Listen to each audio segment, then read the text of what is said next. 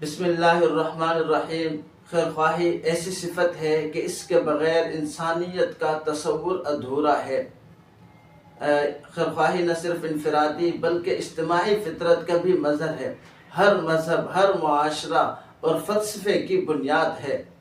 ارسطو اور افلاطون جیسے فلاسفر نے بھی خیر خواہی کو زندگی کا مقصد قرار دیا ہے۔ یہ صرف محض سوچنے اور کہنے کا نام نہیں ہے بلکہ عملی طور پر بھی کرنا ضروری ہے۔ حضور صلی اللہ علیہ وسلم نے فرمایا، خیر سے مراد ہی یہ ہے کہ جس میں قرآن اور میری سنت کا اتباع کیا جائے۔ حضرت شفیع صاحب رحمۃ اللہ علیہ نے فرمایا ہے، خیر کی اس سے جامع اور معنی تعریف ہو ہی نہیں سکتی۔ آپ اندازہ لگائیں خیر خواہی کس قدر انسانی زندگی کے لیے اہمیت کا حامل ہے۔ حضرت جریر بن عبداللہ رضی اللہ تعالیٰ عنہ نے حضور صلی اللہ علیہ وسلم کے ساتھ بیعت کی تو 3 چیزوں پر بیعت کی۔ ایک، اقام الصلاۃ، نماز پڑھوں گا۔ دوسرا، وایتاء الزکاۃ، زکوٰۃ ادا کروں گا۔ تیسرے نمبر پر جو جریر بن عبداللہ رضی اللہ تعالیٰ نے فرمایا میں نے بیعت کی، وہ یہ ہے کہ وَالنُّصْحِ لِكُلِّ مُسْلِمٍ، کہ ہر مسلمان کے ساتھ خیر خواہی کا معاملہ فرماؤں گا۔ تو اس سے پتہ چلتا ہے خیر خواہی کس قدر اہمیت کا درجہ رکھتی ہے۔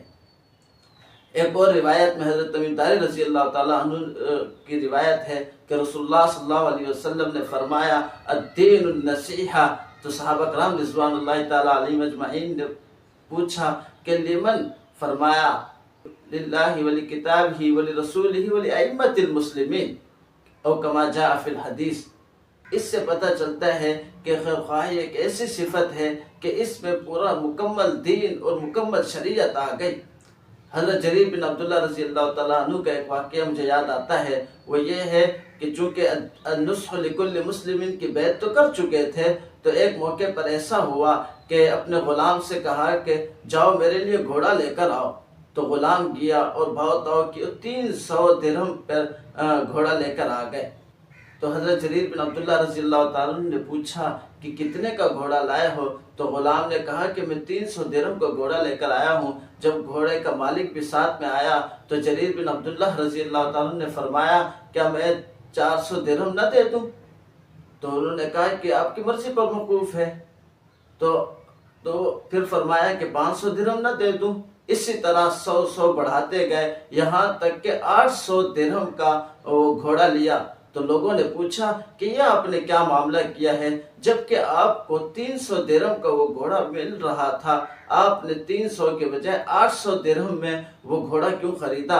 تو حضرت جریر بن عبداللہ رضی اللہ تعالیٰ نے فرمایا کہ میں حضور صلی اللہ علیہ وسلم سے بیعت لی ہوئی ہے کہ میں ہر مسلمان کے ساتھ خیر خواہی کا معاملہ کروں گا۔ چونکہ یہ عربی النسل گھوڑا تھا، مجھے معلوم ہے کہ اس کی قیمت 300 درہم نہیں ہے بلکہ اس کی قیمت 800 درہم بنتی ہے، اس لیے میں 100 اضافہ کرتا گیا، یہاں تک کہ میں نے اس شخص سے 800 درہم کا گھوڑا خریدا ہے۔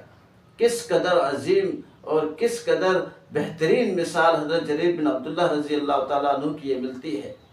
لہذا ہمیں بھی چاہیے کہ ہم اپنی زندگیوں میں خیر خواہی جیسی صفت کو اجاگر کریں اور لوگوں کے ساتھ بھلائی والا معاملہ فرمائیں۔ انشاءاللہ اللہ تعالی ہماری زندگیوں میں خیر و برکت عطا فرمائے گا، رحمت عطا فرمائے گا، اور ہماری زندگیاں انشاءاللہ بغیر پریشانیوں کے اور مشکلات کے بالکل آسان سی گزرے گی۔ اللہ تعالی ہم سب کو اس پر عمل کرنے کی توفیق عطا فرمائے۔